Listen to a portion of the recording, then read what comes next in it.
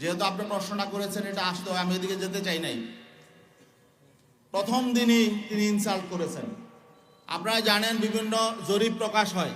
9 December যেদিন তারা দুইজন বসেছিলেন, সেদিন প্রথম আলোতে একটা জরিপ প্রকাশ হয়েছিল।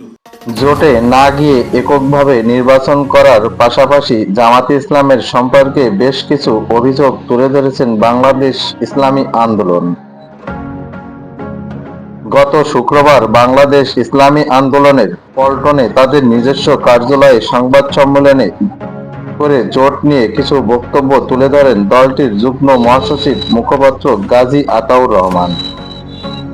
গাজী আতাউর রহমান অভিযোগ করে বলেন, আসন্ন নির্বাচনের আসন বণ্টন নিয়ে কিছু সমসাময়িক জরিপ দেখিয়ে ইসলামী আন্দোলনের আমিরকে ইনসাল্ট করা হয়েছে।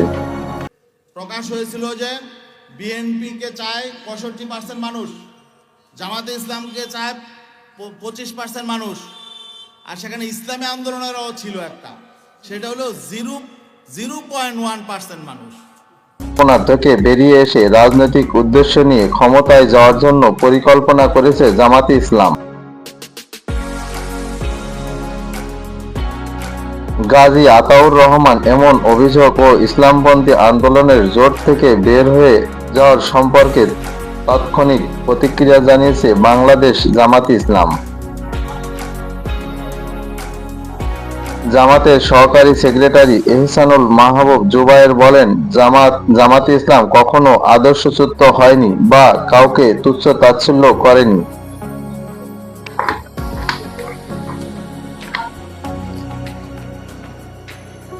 তিনি আরো বলেছেন, সবকিছু ঠিক ছিল, জোটবদ্ধভাবে 253টি আসন বণ্টন করা হয়েছে। ইসলামী দলগুলোর ভোট এক বাক্সে আনতে প্রচার শুরু করেছিল সব ইসলামীপন্থী দলগুলো।